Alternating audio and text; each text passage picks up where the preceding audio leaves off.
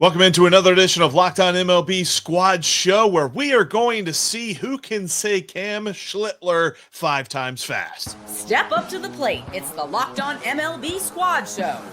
From the Dodgers to the Astros, the Mets to the Rangers, and everyone else in the league, with the experts of the Locked On Podcast Network bringing you the most comprehensive breakdown of all the action around the horn.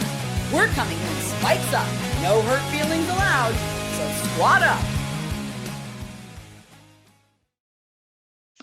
This is the wild card edition of the MLB Squad Show. My name is Jeff Carr, one half of Locked On Reds and the channel manager for Locked On MLB. Joining us, Justin Latta, one half Locked On Guardians, and Sully from Locked On MLB.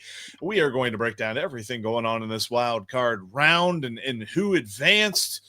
And, of course, Justin and myself are a little bit sad because neither of our teams did.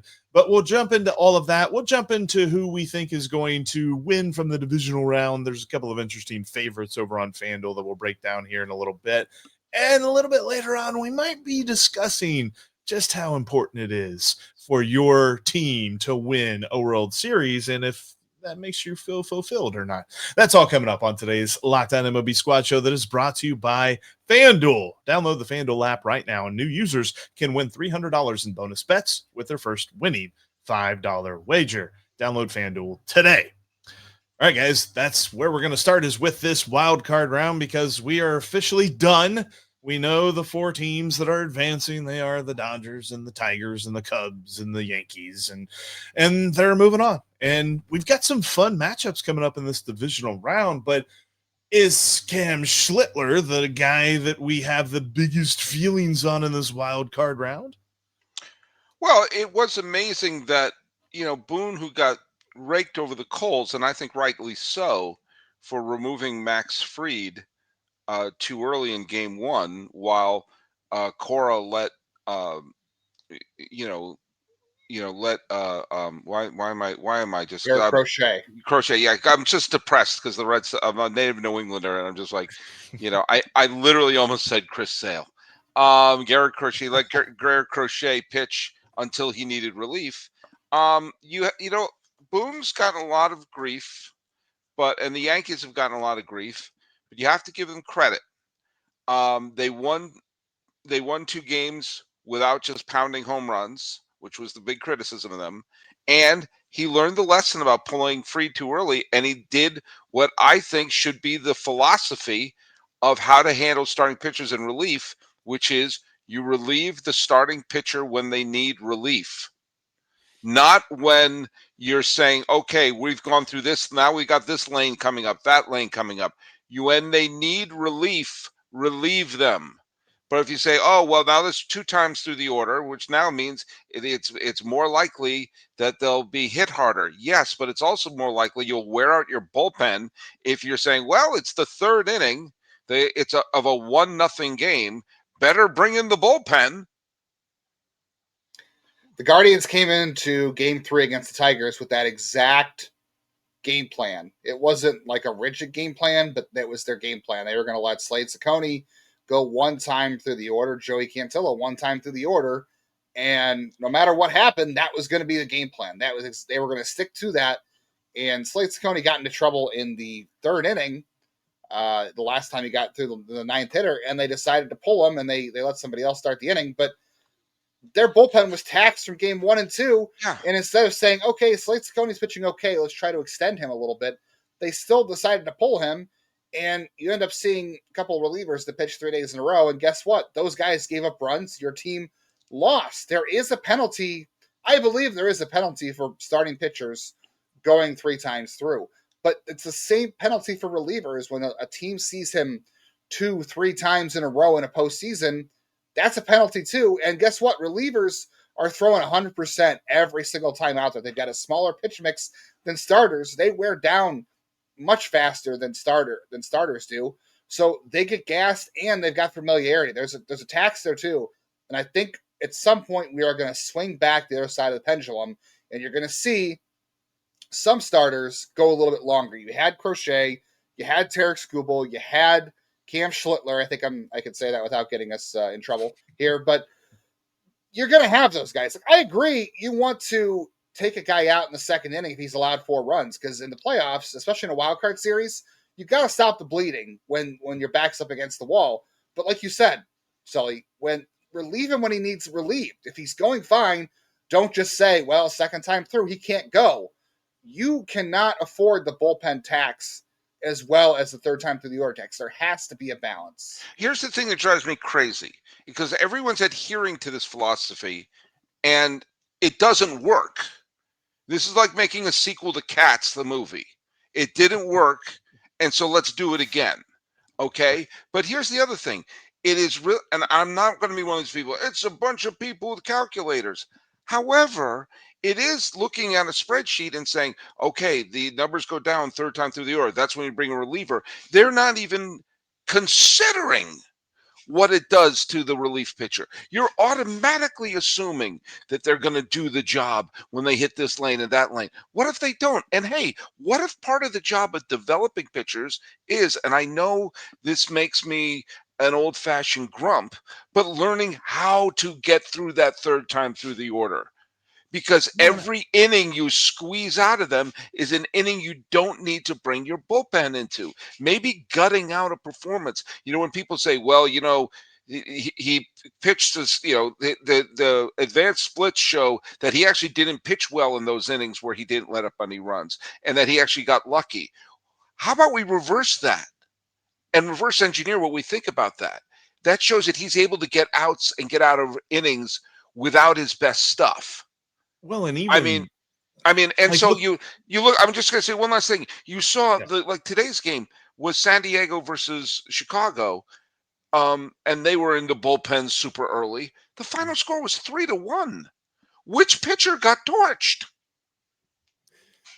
It's true. Like, the other part of that equation that I don't think gets talked about enough when you go to the bullpen that early is that the more times you go to the bullpen, the more times you're spinning the wheel of variables. Like, you're adding new variables to the game and whether or not you're going to win or lose. And I found it intriguing that David Bednar comes in and he walks the first guy that he faces, where that's like and Carl Ravitch even said that Cam Schlittler didn't see a 3-ball count after the second inning.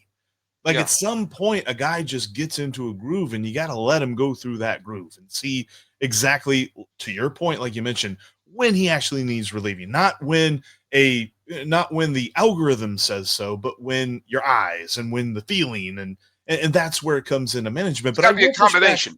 It's got to be a combination. Yeah. You got to watch the game. You do have to watch the game and see how things unfold. Like you said, Sully. I want to agree with you, but if a guy is giving up missiles all over the field and they happen to find gloves, you still have to take into account, all right, he's not fooling anybody. He's getting a little bit of luck.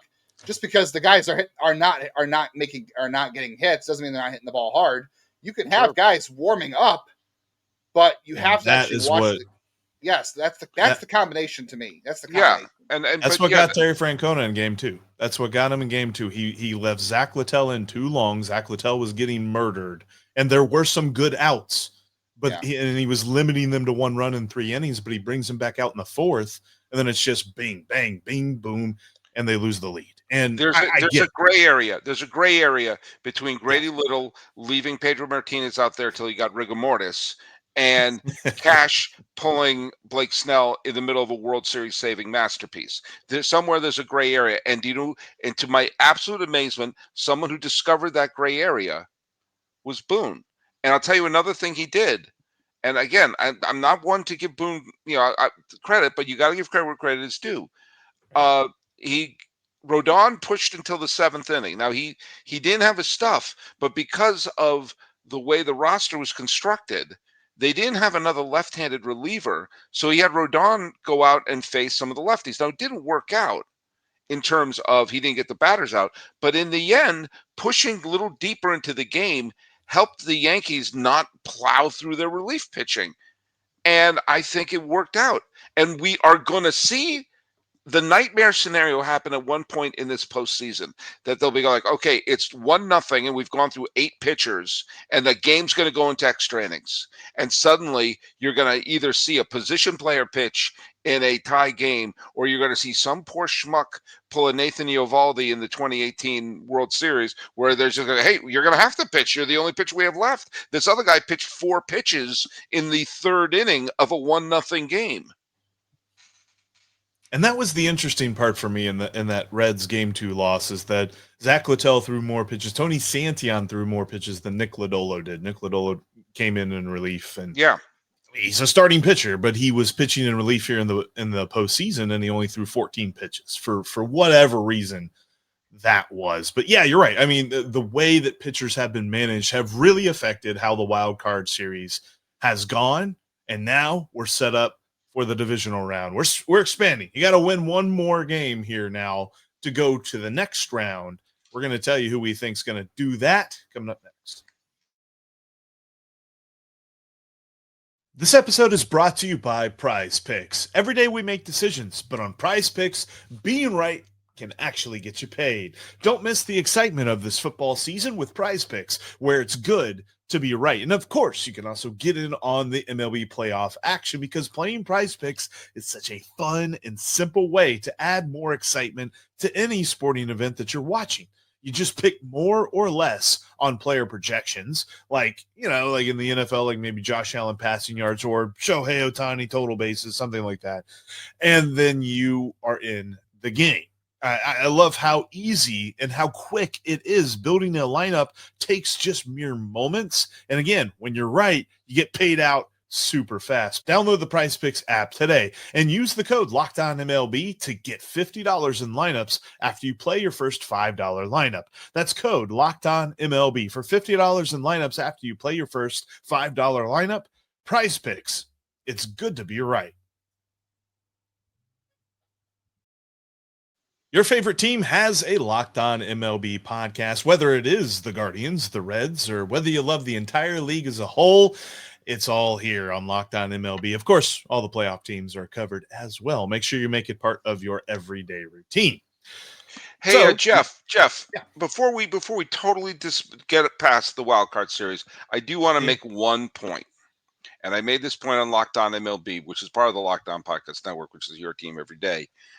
The point is, there's a little elephant in the room about the Red Sox loss. They needed to have a big run producer, a big one. They need that big hit in the middle of the game on Game 2, which was their chance to advance.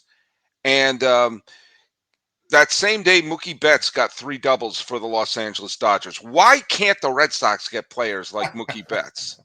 And here's another. It's unfortunate. And by the way, do you know, over the last bunch of years, Rafael Devers has been an absolute Yankee killer. His final game with the Red Sox, he hit a huge home run to help sweep the Yankees. His whole career, if you actually see the deed for Yankee Stadium, it is not owned by the New York Yankees. It is owned by Rafael Devers. And the middle of that lineup, where we saw a lot of guys who were gutty, we got to see, Lowe is doing this and Ref Snyder's doing that. And I said, what I want is an upper deck shot by Rafael Devers. And I know he's not the best guy in the clubhouse or whatever. Figure it out. Because in that series, not one player acquired for either Mookie Betts or Rafael Devers played 1 inning in that game. They traded Betts and Devers and 0 players. Now, Harrison was on the roster, and he got in as many innings as I did. So nobody acquired for Mookie Betts or Rafael Devers played in the series, where they desperately needed a big thumper in the middle of the lineup. Yes, Story hit great. Yes, Bregman was capable of big hits, but they needed that big honking thumper. And I'm going to go out on a limb and say I would rather have a sourpuss Rafael Devers than Kyle Harrison reading Bazooka Joe comics in the bullpen. Well, and did Bregman already opt out? Like, is he already a free agent? Probably right after the game. Like Pete Alonso, when the season ended, he was like, I'm out, I'm done. If anybody wants to do any deeper research, by the way, on this bullpen thing, there's an article out there from Louis Paulus, who is a native Clevelander and also worked for the Phillies front office. And he wrote about this last year about teams running relievers into the ground and the penalty of that. And I think he said last year's in the 2024 playoffs, there were only like 3 starting pitchers that threw more innings than a reliever. Only 3. So it's a good article. If anybody's interested, I can tweet it out or send it, but it's really good. He goes into all the data of that and talks about why we might be reaching a breaking point on that finally. And I hope we are. And also, I made a point on the show a few weeks ago. If you went back to the 80s and 90s, I'm not talking about going back to Three Finger Brown. I'm talking about the 80s or 90s. There were teams that would use, fewer than 20 pitchers. Most teams use fewer than 20 pitchers all season. All season. Total. There was a couple of teams that used like 13 or 14 pitchers all season. And now they're up to 40 or 50 pitchers. I said this when Jim Clancy passed away, former Toronto Blue Jays pitcher. He was an innings eater. Every year he would throw 200, 225. He was never. He had one All-Star season. Most of the time he was just reliable. And that type of player doesn't exist anymore. And they served a purpose. They weren't throwing 100 miles an hour. They weren't trying to strike out 17 batters a game. They were letting them hit the ball into the ground and have the fielders. Now, granted, he would have Tony Fernandez and Manny Lee behind him, really good defensive infielders. But still, you develop a defensive infield, have people hit on the ground. They're not, and they won't be throwing 110 pitches over the first 5 innings. We need to get back to innings eaters because this is not sustainable. You can't have 40 pitchers and then you're getting into the postseason and you're just having a parade of pitchers because we look at his pitch count. He's in the teens. We got to pull him. A 1-0 game where each team is like thinking about using a position player to pitch because they've run out. This is not sustainable. I've got a rebuttal, but it's not for today's show. It's for a future show because we're on to the Division Series, right? Yes, I'm sorry. Sorry, I got us derailed. That's what I do. No, it's okay. But we are on to the Division Series, and real quickly, like looking at these Division Series, which one is your favorite right now, Justin? I mean, Craig Counsell versus the Brewers, that's going to be a fun storyline, right? And you got the Yankees versus the Blue Jays. That's, they're going right back to the other AL East rivalry. That's going to be a lot of fun. I think both those, and you got the slugfest that could happen between the Phillies and the Dodgers. There are a lot of good series in the Division Series. I'm hoping they all go 5 because there's a lot of fun storylines. Phillies Dodgers, I think, is the most interesting because obviously the Dodgers are the defending champs. They have a glaring Achilles heel, which is their bullpen. But Dave Roberts, remember, had a glaring Achilles heel last year, which was they had to throw a bullpen game each series, and he figured it out. Let's start pointing out that Dave Roberts is smart as a manager.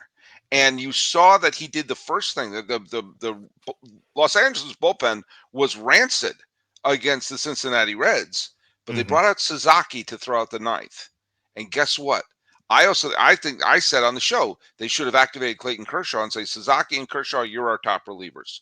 You're our go-to guys. They have to ride Yamamoto. They got to pull an anti-Kevin Cash and let Blake Snell go deep. And then Sasaki and Kershaw have to be your 1-2. And they brought out of the bullpen as well. They have to I think Blake Trinan should be DFA'd at this point. Sure, I wouldn't put him on the roster. Why would you put him on the roster at this point? So the bullpen, the thing that happened to Cincinnati was their starting pitching got rocked. I was surprised by how badly Hunter Green played, but still, but Philadelphia is better starting pitching. Yeah. And Philadelphia has some star power on that. And so much better lineup. Yeah. So you have to stay with the Dodgers till innings 8 and 9, and then take your chances because I prefer Philadelphia. I picked Phillies to win the World Series at the beginning of the year, and I picked them to win the World Series at the beginning of the playoffs. However, if the Dodgers make it to the League Championship Series, I have tickets for Game 4. So who I'll be rooting for. I do think that the Phillies are going to end up winning this series, though, because I think that there were just too many opportunities that the Reds did not take whenever they were hitting. Yes. There was multiple opportunities that they should have scored a lot of runs, but when their starting pitching doesn't go, they don't go. That's what this season was. And it was very few and far between that the Reds starting pitching did that sort of thing to them. But when they did, their lineup just wasn't good enough to make up for that deficit. I will say this, though. to your point about Dave Roberts and managing his bullpen, there was an interesting thing that he did to Terry Francona that I think he dog walked his former manager. I want to talk about that in just a minute, get your guys' feelings on this. And then we'll also talk about like just how much fulfillment does one need to derive, and does it really take your enjoyment out of the entire season if your team doesn't go all the way? Our friends over at FanDuel still have this amazing offer. If you create your profile right now and you place your first $5 wager and it wins, you get $300 in bonus bets. And they've got their lines on the DS series for both the American League and the National League. On the AL side of things, the Mariners are favored to beat the Tigers in the ALDS there. They're at minus 172, Tigers at plus 146. Then you look at the Yankees and the Blue Jays. The Yankees are favored, minus 156, and the Blue Jays are sitting at plus 132. Then over on the NL side, Dodgers are favored over the Phillies, minus 124, Phillies at plus 106. And then you have the Brewers favored over the Cubs. That's the closest series that there is, though. Brewers at minus 116, Cubs at plus 100. Go check out FanDuel today. Like I said, new users place a $5 wager, and if it wins, you get $300 in bonus bets. Download the FanDuel app today. Thanks for joining us on here, another MLB Squad show. We're going to close it out here, this final segment, talking about a couple of different things, because I saw something I'd never seen in a baseball game, where Dave Roberts, in a game where his pitcher was healthy, there was no injury, they did not send the trainer out to check on him or anything like this, with a 1-2 count, a right-handed pitcher on left-handed batter Will Benson decided to pull his man and bring in the left-handed reliever Alex Vesia that he had been warming up, and he was ready to go. So with those 2 strikes, he was going to bring in a pitcher and try to get that last strike, lefty on lefty against Will Benson. During the commercial break, they come back, and we find out that Terry Francona has also pulled his batter with a 1-2 count and brings in Miguel Andujar, who crushes left-handed pitching. So on paper, this makes sense. The lefty-righty matchup, obviously. But Will Benson got back to the dugout and about turned over everything that he could possibly turn over and immediately went back into the clubhouse, was absolutely livid. And I think he had every right to be, because I think this is a very strange case where the matchups don't make sense to take the one pitch. I feel like Dave Roberts stared down Terry Francona on this move, and Terry flinched. Tito flinched on this case. And I think that this was a case where Dave Roberts looked immensely superior to what Terry Francona had put together in this game. As someone who has seen the development of Will Benson throughout his career, I kind of have to agree with Terry Francona on this one. It is so strange to see that, honestly. Like, you don't see that very often, as someone being pinch or pulled for a reliever in the middle of an at-bat unless there's an injury, and much less a pinch hitter. That was very strange. But I've seen Will Benson. He struggles enough against right-handers, unless he's playing Cleveland, of course.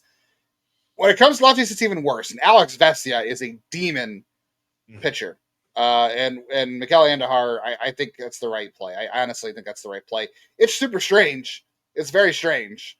And, unfortunate for Will Benson, who I know is a really nice kid. But I feel like, as weird as that is, I have to side with Terry Francona on that one, just from what I know about Will Benson. I disagree. I think that it was a bad move, because it would be a good move if they brought him in at the beginning of the at bat. I would totally understand that. But you're giving him a situation. What was the count when he came in? It was 2 strikes. 1 ball, 2 strikes. Yeah. So you're basically giving him 1 strike. I mean, I don't care.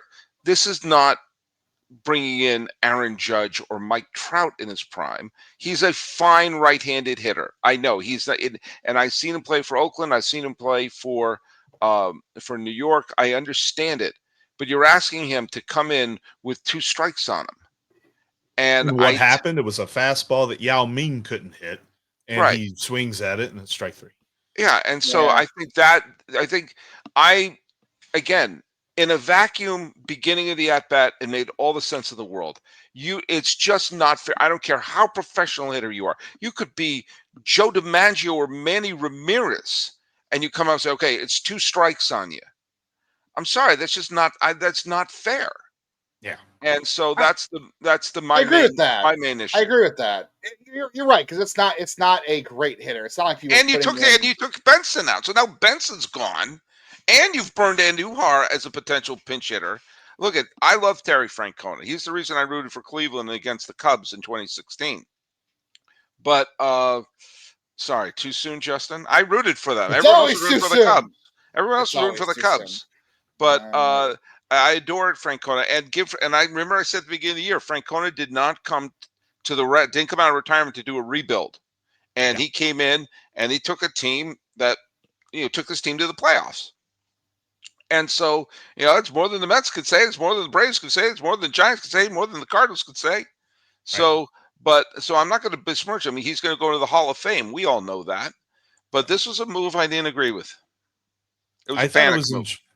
I thought it was intriguing, and Will Benson's reaction, I absolutely understood, and I kind of feel for him, because this entire season, it felt like he was sort of passed over a lot, and it wasn't just like lefty on lefty. They were making sure he did not face the unfavorable matchup. It was a lot of the time he would go through and he would get an at bat here, getting a bat there, getting a bat very inconsistently. And here he is in the playoffs with his moment, and albeit now it's an unfavorable moment with a lefty on the mound, but you can't give him one pitch. You can't let him finish that at bat, because then the statistical oddity happened where he got charged for the strikeout because he got more strikes on the at bat than Miguel Andujar did, which that's weird in and of itself. Alex Vesia didn't even get the strikeout. That strikeout went to I think it was Emmett Sheehan or Jack Dreyer. It was the guy that he relieved. It did not go to the pitcher, and it did not go to the hitter that finished that at bat. It was very odd, and I found it interesting. I had to get you guys' take on that. But also, before we end, it's actually a little bit of a spur of the moment topic that we were talking about beforehand, and Justin, you kind of got me wanting to talk about this, because I deal with this a lot in Cincinnati as well, and that is the feeling that if your team does not win the World Series, you wasted your year watching that team. And I don't agree with that at all. And I know that you've kind of had these conversations as well, and I side with you 100%. Like that just cannot be the way that you approach your team. No, because, and this is why I think Sully's statistic is one of the best. The summer score is one of the best. Unless you are a fan of the Tom Brady Patriots, which I'm guessing Sully was. Nope, couldn't care less about them. Couldn't care less. Well, if you were a fan of them, that you get to win every year. You feel great back in that era. But if you weren't, you're going to be pissed off pretty much every year. You're going to say, I just wasted 6 months of my year. I don't understand how you could care for 6 months of the year and watch a sport, especially a sport like baseball, that's every single night for the most part for 6 months. It's the longest of the year with most games. And you let a week, 2 weeks in October decide, well, that's 6 months of my life. That was a waste of time because they didn't win the World Series. Trust me, I've never seen it. My dad passed away before Cleveland got to win a World Series. He never got to see it. That sucks. I hate it. But at the same time, I'm not going to be a prisoner of the moment and say, well, my team lost 2 games this week. So the whole time I spent talking about this team, going to games, buying gear, cheering, hanging out with my family and friends, going to games and enjoying it, and say, well, didn't matter. I wasted my time. I feel bad for you. I feel badly for them too. Yeah. I said this on Locked On Guardians too. I don't believe everybody has to enjoy the baseball the same way. We just disagreed about the decision by Terry Francona. And we disagreed a little bit on analytics and things like that. That's fine. But all three of us here enjoy baseball. We all talk about it. We all can enjoy it in different ways. It's the same way with championship or bust. Like, I just feel bad for those people who they feel like their entire summer was wasted because 2 games in October didn't go their way. Like, I just couldn't. The journey is way more important than destination, and you can apply that to almost anything in life. That person sounds miserable.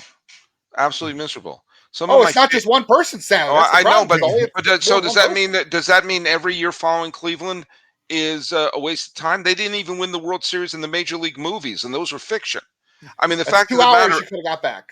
I mean, the fact of the matter is that sometimes that builds up the enjoyment of watching a team. When I was at the final game in Oakland last year, I was talking with lots of A's fans. They're talking about some of their favorite years. Not all of them said 72, 73, 74, and 89. Lots of, oh, I love that 2012 team. Oh, I really love the year, the 2002 team. They have played teams like that where sometimes the heartbreak of them losing makes you feel closer to them. Growing up a Red Sox fan, obviously I had the 86 team. That was a nice punch in the mouth. The 88 Morgan Magic team, I still look at with, oh my God, that was so fun that whole summer. And in 99, the year after Mo Vaughn left and Nomar took the team on his back, but it was Pedro. Pedro took it to the next level. And they got thumped by the Yankees in the playoffs. And yeah, it hurt. But the Yankees were better. And it was also says, what a fun summer we had. The whole idea of the summer score is I don't think a team owes a fan base a championship. They owe them a fun summer. Yes, a team's going to win, but I refuse to live in a world where there are 29 miserable fan bases. That makes no sense to me. None. Yeah. Jeff, prove me wrong. Jeff, you're the same age as me, so you're older. But Thanks. You guys have watched as much. Yes, you're welcome. You're going to hate Cleveland forever now. How many times have you watched a team that you enjoy win 22 games in a row? How many times? I haven't. Zero. I did one summer. I'm 36. I got to see 22 game winning streak. How many of you got to watch this team erase a 15.5 division deficit to make the playoffs? I got to do that. I'm 36. I saw both those things. I haven't seen a World Series, but you want to know what? I saw both those things. Those still matter. They still matter.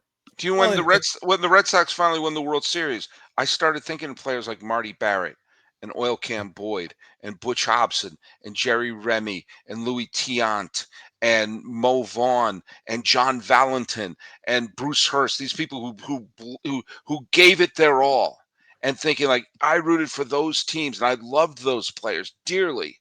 And I started thinking about some of those players because that, if they ever do win, putting your heart with a team like that during those years, I can tell you from experience, makes it better. I followed them all this time. I saw it with my dad when the Giants finally won the World Series. He saw him win in '54, and then he saw him win in 2010. And he lived and died with the Giants. And when they finally won, he started thinking of Bonds and Will Clark and Candy Maldonado and all those players.